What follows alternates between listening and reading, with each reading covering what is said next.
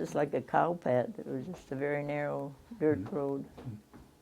We're talking, just for the record, we're talking about 12th Avenue, that just off of Edgewood Road. When you were young, did you ever ice skate? I tried it, but I didn't make much of a success of it. Where would you go try it? Well, let's see. When I got out of high school, I got a job at Hawkeye Seed and Coal Company, and I made $9 a week, and I had a date that one weekend to go ice skating with my boyfriend. I had to buy ice skates, so I spent that $9 that I earned for that week for a pair of skates. And then I didn't have much success skating anyhow. We went to Ellis Park out around there. We were talking about wintertime. What did your folks do, and what did the kids do on long winter evenings? Because there's no television. No television. No, we read books and we played games, Old Maid and dominoes. And I used to like to tat. I tatted a lot and embroidered. And we used to do a lot of reading. Mother would have a book and she'd read in Czech, read stories to us. Games. What kind of games would you play? Indoors or outdoors? Outdoors. Outdoors, oh yeah, we used to play, what? Was there Fox and Goose? The Fox then? and Goose, and Drop the Handkerchief, and Red Rover. And then they played Hide and Go Seek. Oh, it's been a long, long time ago. I'm straining your memory now.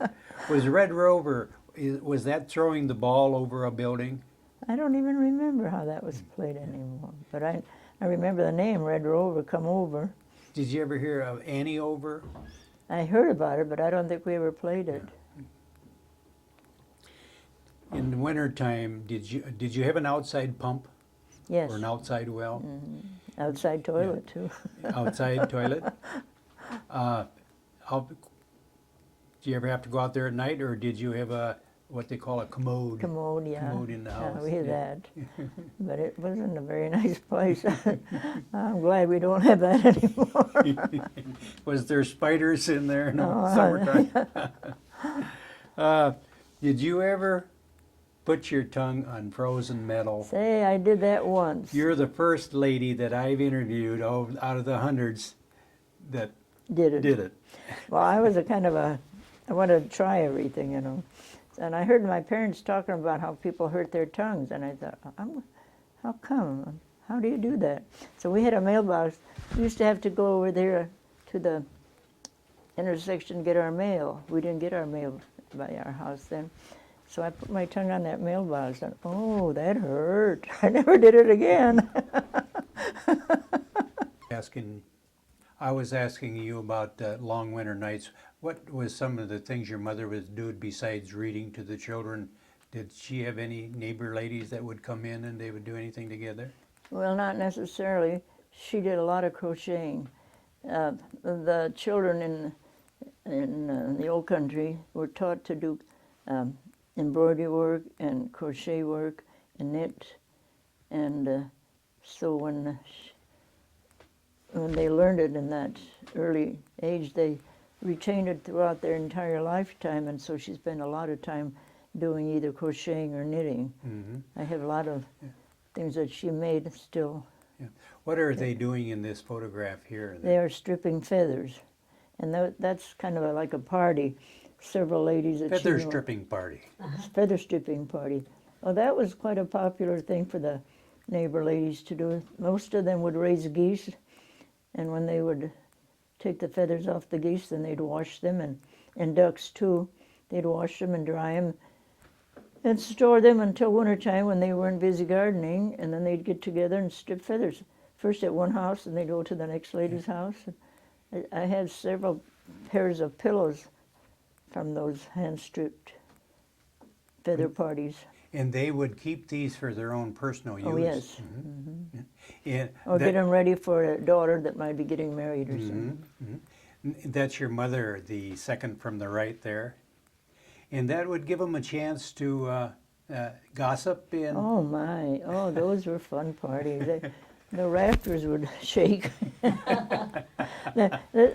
Let's see. Oh no, she isn't there. There was one lady in particular. Nobody wanted to come to Strip Feathers unless this particular lady was there because she was so full of fun. Stories. Would these feathers be dry when they're doing Oh this? yes, yeah. So yeah. you could end up expect to find feathers all over the house. Oh, you sure did. They gonna fly around. You had a house to clean when they got Yeah. done. Do you have any memories of the Depression, Pauline? Oh yes, very much so. During the Depression, when my parents would go to market to sell their produce, now the people that come from their markets, they come home with big money. But in my line, if we made $10 or $20, we thought we had a lot of money. The prices were so low. Beans would be 2 cents a pound. Potatoes would be 50 cents a bushel. Tomatoes would be 50 cents a bushel now, and you had to deliver them yet. That was terribly, terribly low. 25 cents a dozen for sweet corn, and we thought we were getting a good price. And we made it. My dad would get a few painting jobs, and we all worked out here in the fields and made money on the vegetables. Even though it was small, it did count up. It did count up, yes. But my folks had a mortgage on that house, and we had twice a year they had to make a payment and pay the interest and the taxes. And it took a lot of scraping and a lot of saving. A lot of people lost their homes. Mm-hmm. And You picked up a nickname, Buddy. oh, that's for my grandchildren. It's kind of stuck. Well, after I got married and had children and then grandchildren, my oldest granddaughter, who will be 40 in August, she couldn't say Bubby. Bubby is grandma, you know. And she said, Buddy, Buddy, Buddy. So I'm Buddy. When you were young, could you folks afford to give you any money to go to a movie? Yes, on Sundays they'd give us 50 cents. And we'd walk downtown. And we'd go to a movie, and then we'd buy ourselves some ice cream and walk back home. Yeah. Where would you normally go? What theater would you go to? Well, there was a Rialto, and there was I know there was a Strand in Rialto, and then there was one other one. I can't think of the name now. Yeah. Did they have a habit of going to town on Saturday night? No. No, we took baths on Saturday. Yeah. That was the next thing I was going to ask you. In the wintertime, how did you take a bath? Oh, in that round tin tub by the kitchen stove, one at a time. Did your mother have a wooden cook stove? Oh, yes. And then who got to take their bath in the clean water first, the youngest or the oldest? No, the youngest, and then the next. Did you ever get the opportunity to go to a circus when you was a little girl? Just once I did. I never cared for circuses. But I Did did something go scare you about them? Or? No, I just never cared for circuses. But I did go once with the neighbors. Do you ever remember any gypsy traveling the roads No, out here in the country? no. Medicine shows?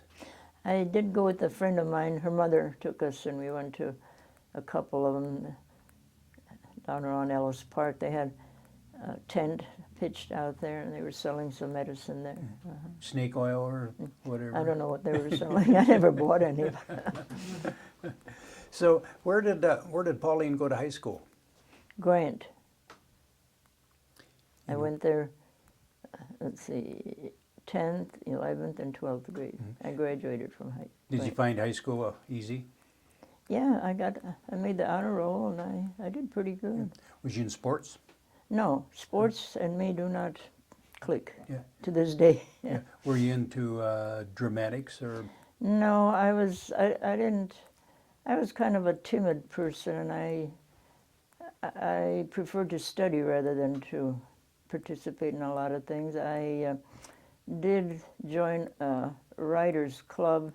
It was a poetry club, and we wrote poems. It called it Penaline. I remember that. Would you do readings then of your poetry? Well, whatever we wrote ourselves, and we'd read it to the class. Yes, I enjoyed that. I like poetry to this day. Did girls at that age, did they date? Oh, I never did. I was scared of boys. Some girls did.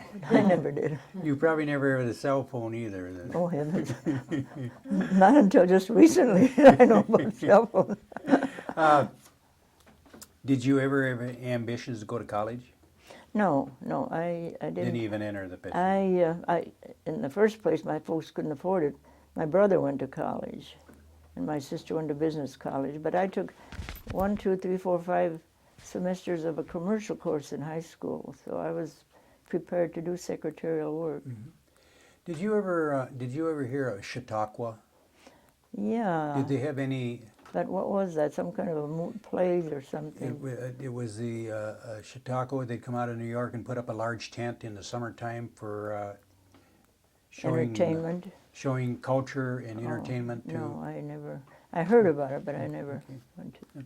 What year did you graduate from high school? June 6th, 1927. That. Do you remember that day very well? Yes, I do. In the evening, it was a kind of a drizzly evening, and I don't know where they had us graduate. It was on First Street. I don't know if that was the old Opry House or some old building. And us kids were all in the back there, and it was all full of weeds. We were waiting to get inside there. I don't know what kind of a building that was. It was out there on First Street, right by the bridge. Could it be the old auditorium? I don't know what it was. So, what did you find yourself doing after you graduated? Was you able to find a job then? Not very easily. We got out in June, and I looked all summer for work. There was nothing at all, nothing to be had.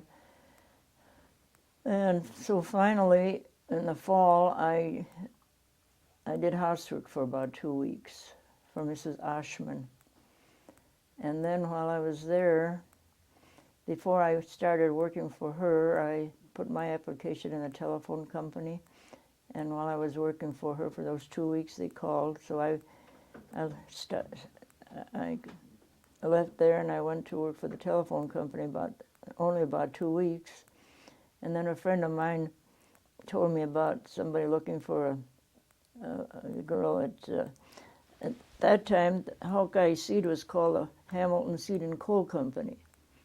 And so I went there and applied, and I got the job there where I got $9 a week. Mm-hmm.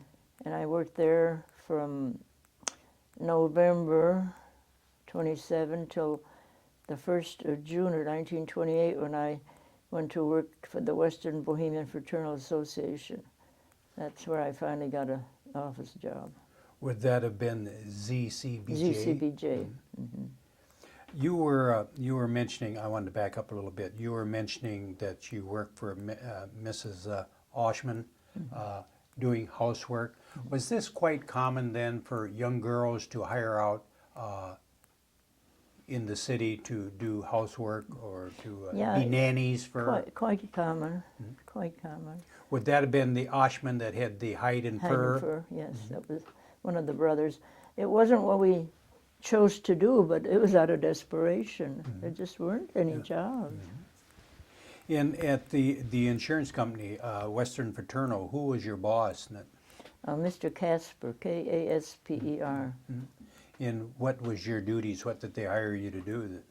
General office work, typing and things. Never took dictation there, but I did I worked there until January of 30, and then from there I went to work, that was my last job, for Mutual Fire and Tornado Association. And that's where I worked in the underwriting department. I took dictation, typewriters, and made. Could you read and write Czech? Yes, I still can. Did you ever have to translate for Czech people that would come in that couldn't speak English? No, but I translated some of their literature, some of their pamphlets that they sent out.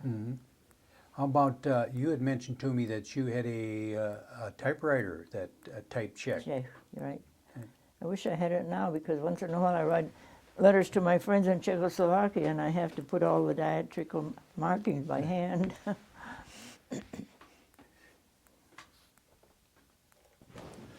When you started working for Mutual Fire and Automobile Insurance, was car insurance a very popular thing? Where Well, you know,